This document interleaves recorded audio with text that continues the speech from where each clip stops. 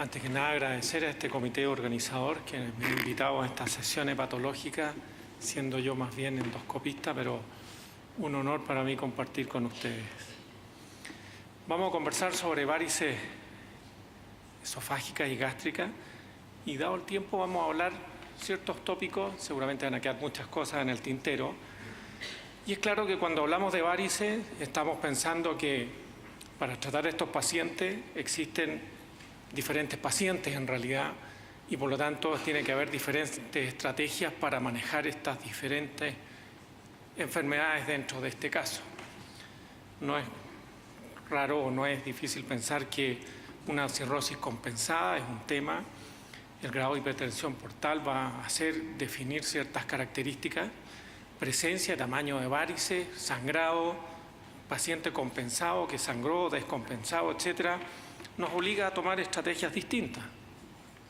Por lo tanto, revisando un poco, encontré este esquema que me pareció muy didáctico porque permite formar ciertos grados de intervenciones de acuerdo a estos pacientes. Un paciente compensado sin hipertensión portal significativa, el mismo paciente con hipertensión portal, paciente compensado y con varices, el paciente que sangró, y qué hacemos con el paciente postsangrado. Paciente compensado sin varices, es decir, tiene un gradiente menor de 10, probablemente ese paciente nunca va a tener varices y la terapia va a ir dirigida a su problema hepático y no hay un tema de las varices que deba preocuparnos en forma específica. Diferente es cuando ya aparece hipertensión portal significativa, tiene un gradiente mayor de 10, conduce al desarrollo de varices y, como se ha dicho antes, a otras complicaciones en el paciente cirrótico. Entonces, este paciente tenemos que tratar su etiología, ¿no es cierto?, manejar su problema hepático, y habrá que definir qué hacemos con su hipertensión portal. Clásicamente, en algún minuto se pensó que los beta bloqueadores podían ser una alternativa. Sin embargo, esto es bastante discutible y pareciera ser que la prevención del beta bloqueador en esta etapa no hace que el paciente no desarrolle varices en el futuro. Le vamos a hacer a todos endoscopía, tal vez, pero algunos dicen que si usted tiene un fibroscan y tiene una elastografía con menos de 20 kilopascales o recuento plaquetario sobre 150.000, el riesgo en este paciente de tener varices es tan bajo que a lo mejor no vale la pena mirarlo. Por otro lado, ¿no es cierto?, si se alteran estos parámetros, corresponde hacer endoscopía y hacer un seguimiento. Esto va a depender mucho del paciente y de su... Si un paciente alcohólico, si toma o no toma, en fin, cada cuánto tiempo, cada año o cada 2 o 3 años, dependiendo entonces de la severidad de su evolución y de su enfermedad. Otro capítulo del paciente compensado que ya tiene varices esofágicas, ¿no es cierto? Y tal vez este paciente, ¿no es cierto?, es el único que claramente sí se va a beneficiar del uso de beta bloqueadores, no solo por el manejo de las varices, sino de otras complicaciones, pero pareciera que este grupo sí tiene mayor indicación de uso de beta bloqueadores. Pero aquí también podemos dividir algunos grupos.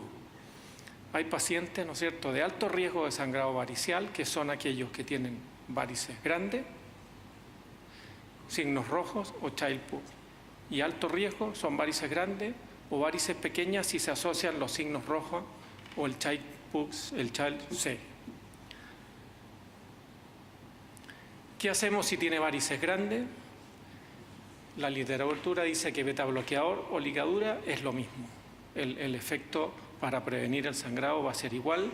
Sin embargo, les subrayé que son estudios controlados, porque yo siempre digo que es muy distinto el resultado del propranolol en un estudio controlado que en el paciente del policlínico nuestro. Por lo tanto, hay que tener algún cuidado con esa información. Evidentemente, el fármaco es fácil de dar, ¿no es cierto?, es barato, tiene otros beneficios, por lo tanto uno se tienta a que el fármaco puede ser una buena opción. La desventaja con los beta bloqueadores es que hay contraindicaciones, hay efectos adversos, hay taquifilaxia y finalmente un porcentaje importante termina sin medicación. Se ha visto también que los factores técnicos influyen mucho en la decisión. Servicios muy endoscopistas ligan más, servicios más clínicos usan más beta bloqueador. Así es que los dos son igualmente buenos, pero la decisión también va a depender un poco del grupo con el que se está manejando el paciente. ¿Qué pasa con las varices pequeñas y que son de alto riesgo, ¿no es cierto? Beta bloqueadores o ligadura, lo mismo. Ambos son igualmente útiles. Para algunos, la ligadura podría tener aquí sí alguna limitante técnica. Esto no tiene ninguna demostración científica y nuevamente va a depender probablemente del expertise del grupo o de la tendencia si son más de medicamentos o de tratamiento endoscópico. Varices pequeñas sin alto riesgo, definitivamente sin indicación de ligadura. Dudoso que los betabloqueadores tengan un beneficio en retrasar el crecimiento. El uso, se dice, es opcional. Va a depender de también otras variables en el caso de este paciente. Paciente con el sangrado, ¿no es cierto? Evidentemente el objetivo es el control del sangrado y prevenir la recurrencia. Las medidas generales son importantes. Usted podrá conversar en algún minuto de qué es lo más relevante, pero el soporte, el uso de drogas vasoactivas, hoy día nadie las discute. El usar la terlipresina, probablemente el medicamento de la elección. Y instaurar la terapia endoscópica es el siguiente paso, que claramente debe ser antes de las 12 horas. Después de las 15 horas existen algunas evidencias de que el pronóstico se ensombrece. ¿Con qué tratarlo?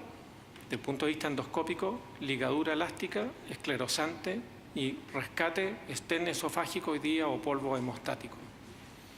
Cuando uno compara ligadura versus esclerosis, son mejor los resultados con ligadura, tanto en términos de control de sangrado, menos resangrado, menos complicaciones. Por lo tanto, si algo tienen que elegir aquí es ligadura. Opción también de rescate, por supuesto, los TIPS, los balones de taponamiento, el Seinstaken en cualquier servicio, probablemente hoy día todavía sigue siendo un recurso.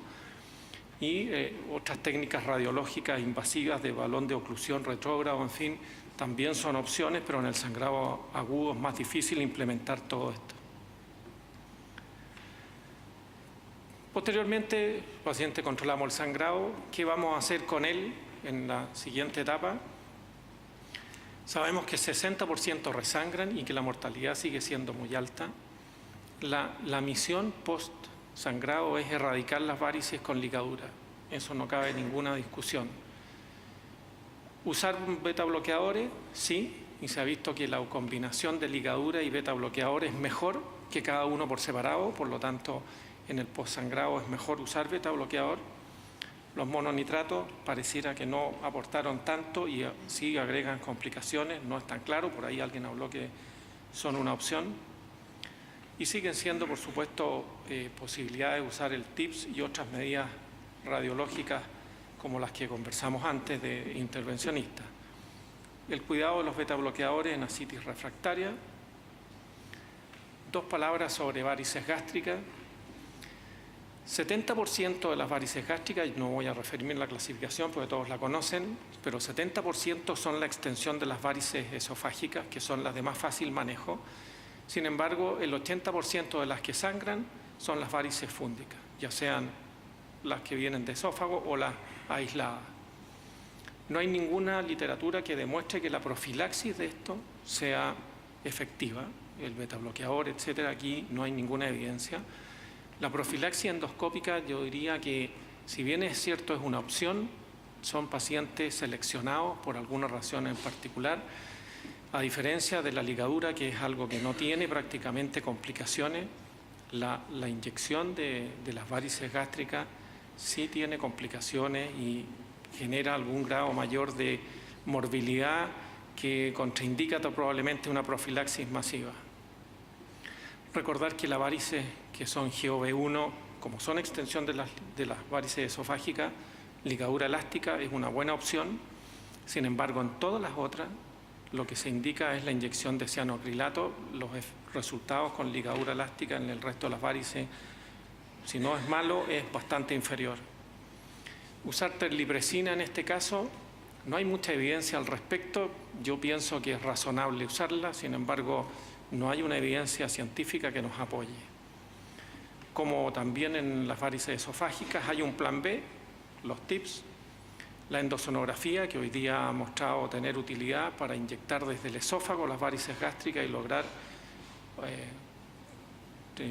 coagularlas completamente, son una opción sin duda. El polvo hemostático en la terapia de rescate y el balón de oclusión, ¿no es cierto?, para salvar las circunstancias, o la embolización parcial de las arterias plénicas, también han sido opciones que hemos usado en algunos casos aislados.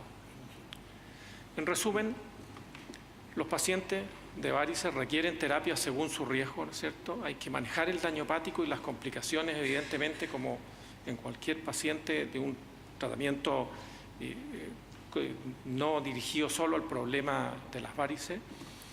Los beta bloqueadores en varices de alto riesgo o postsangrado, no en otros hay una demostración que sirvan realmente. Drogas vasoactivas en el sangrado agudo de varices esofágicas y probablemente en las gástricas. Ligadura en varices esofágicas y GOV1, cianoacrilato en el resto de las varices gástricas. Tips en el paciente que ha fracasado las medidas endoscópicas o pacientes que tienen muy alto riesgo y no vamos a poder manejarlo desde el punto de vista endoscópico, habiendo otras opciones, como dije, desde el punto de vista de la radiología intervencionista. Muchas gracias.